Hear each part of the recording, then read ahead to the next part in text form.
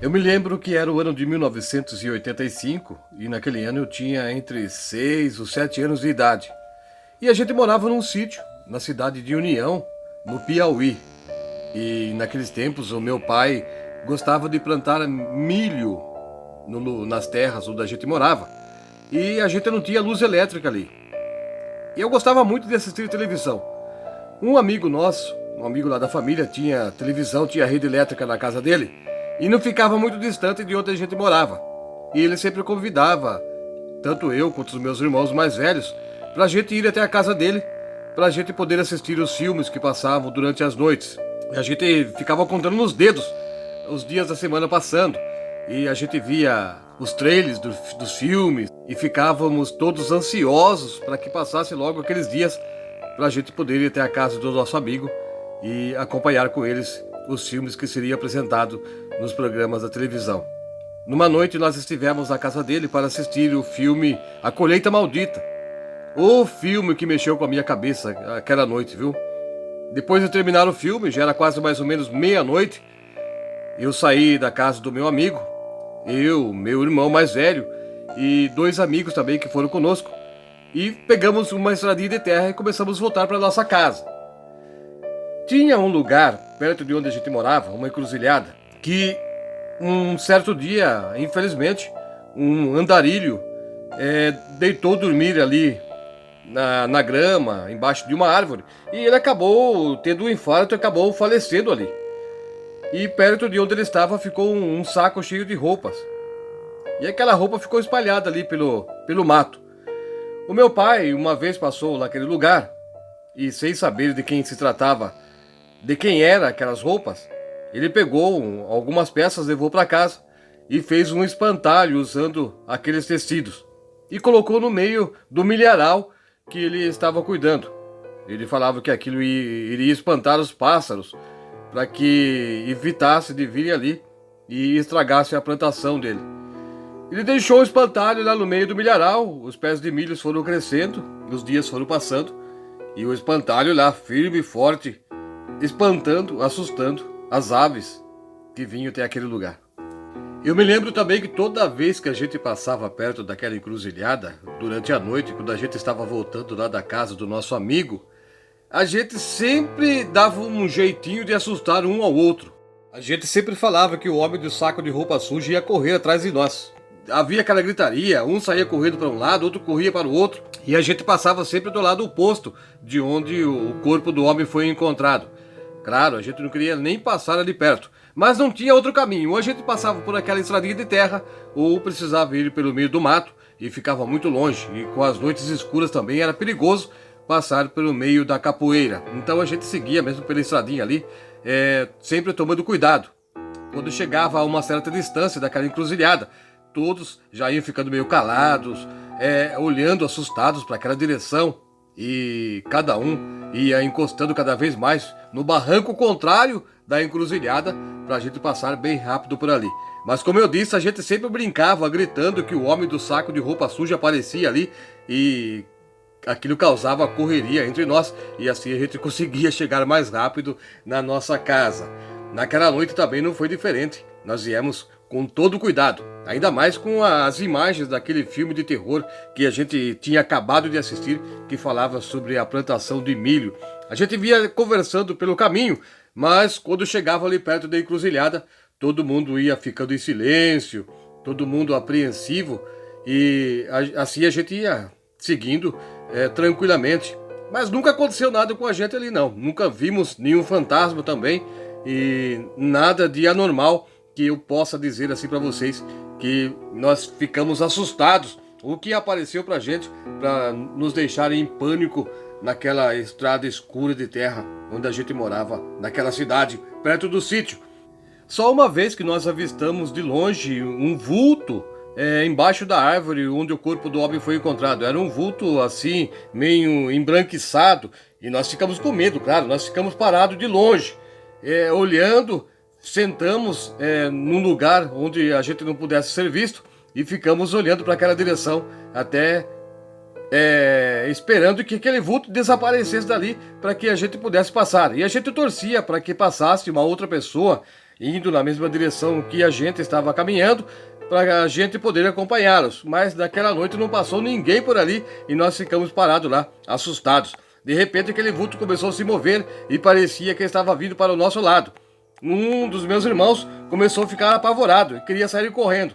No momento que ele se levantou para correr, nós vimos que se tratava de uma vaca que estava pastando na grama sobre aquela encruzilhada. Havia um mato ali, uma grama verde, e a vaca fugiu lá da cerca onde ela estava presa e acabou ficando parada ali, caminhando pela rua. E aquilo causou um pouco de susto em todos nós, mas somente isso, e mais nada de anormal aconteceu nos dias que nós moramos ali.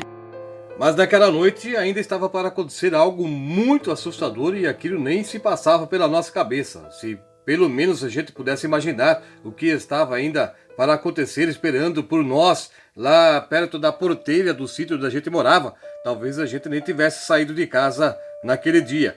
Quando chegamos lá na porteira e dali até a casa onde a gente morava, tinha mais ou menos assim uma distância de uns 500 metros. E a plantação de milho que o meu pai fazia já começava ali da porteira até perto do terreiro da nossa casa.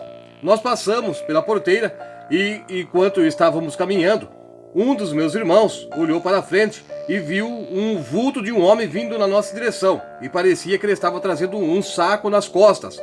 Ele falou pra gente e eu, como era o mais novo, já comecei a chorar. Um dos meus amigos também começou a ficar apavorado e o homem continuava caminhando. Nós paramos e ficamos olhando para ele. O que nós fizemos então? Nós entramos no milharal, entramos correndo e ao correr no meio do milharal, nós ouvimos barulho também. Parecia de alguma coisa que estava seguindo a gente ou correndo ao nosso redor. Aquele barulho deixou todos nós apavorados. Nós começamos até a gritar. O meu irmão mais velho segurou meus braços, porque teve uma hora que eu parei e não conseguia nem mesmo sair do lugar. Ele segurou minha mão e começou a me puxar, dizendo para mim que eu estava seguro, que eu não precisava ter medo. Ele me chamava, venha, corre, corre, força, venha comigo. E a gente corria. Só que aquele barulho ao nosso redor continuava também. Parecia algum bicho, alguma coisa esquisita, estranha, estava acompanhando os nossos passos ali no meio do milharal. Nós corremos tanto que nem percebemos que estávamos indo na direção do espantalho que meu pai tinha feito e colocado lá no meio da plantação. Quando nós chegamos lá, o nosso susto foi ainda maior, porque sentado ao pé daquele espantalho tinha um homem e ele começou a acenar para a gente se aproximar. Nós ficamos mais apavorados ainda do que já estávamos antes mesmo de chegar ali. No momento que nós vimos aquele homem sentado embaixo do espantalho lá no meio do milharal, chamando a gente, nós corremos na outra direção gritando. Naquele momento também nós ouvimos latidos de cachorros lá na estradinha de terra e nós reconhecemos que aqueles cachorros eram lá de casa. Nós corremos então para aquela direção e quando chegamos na estradinha, nós encontramos o meu pai e o meu tio que estavam indo atrás do homem que estava levando um saco na costa. É que ele entrou ali na plantação e acabou roubando milho. O meu pai soltou os cachorros para assustar o homem, para que ele não voltasse mais praticar o furto de milhos ali na nossa chácara. Depois daquele então nós fomos embora juntos para nossa casa. No dia seguinte eu contei para minha mãe o que tinha acontecido. A minha mãe chamou meu pai e conversou com ele, falando sobre aquele vulto que nós vimos sentado lá perto do espantalho no meio do milharal. E ela pediu para o meu pai tirar as roupas de lá. O meu pai não quis, ele não acreditava nessas coisas. Mas uma coisa que chamou a atenção dele depois foi que ao redor de onde ele colocou aquele espantalho não dava milho. Tinha somente sabugo, a palha, o sabugo, mas o milho mesmo não tinha. O que eles encontravam ali, na verdade, era uma falsa espiga de milho. Quando eles tiravam a casca, só tinha sabugo branco por dentro, mas os milhos mesmo não tinha nenhum. E aquilo aconteceu e causou um grande prejuízo para meu pai, porque num raio de mais ou menos uns 10 metros, todo o pé de milho acabou sendo afetado por aquela maldição. Aquilo então começou a chamar a atenção do meu pai e ele começou a falar com meu tio e entraram num acordo de tirar o espantalho, levaram para fora do nosso terreno queimaram ele, depois abriram um buraco e jogaram a cinza lá dentro e cobriram com terra. Só assim, depois, é que os milhos que eram plantados naquele local, perto de onde havia aquele espantalho, começou a se formar e nunca mais ficou com aquela maldição de falsa espiga. E a partir daquele dia, o meu pai então nunca mais teve prejuízo com aqueles milhos falsos que cresciam ao redor de onde ele tinha colocado aquele espantalho usando a roupa do mendigo. E assim ele nunca mais teve prejuízo também. Depois daquele episódio, o meu pai começou a acreditar um pouco mais sobre os acontecimentos sobrenaturais. Nunca mais ele duvidou das histórias que as pessoas contavam para nós.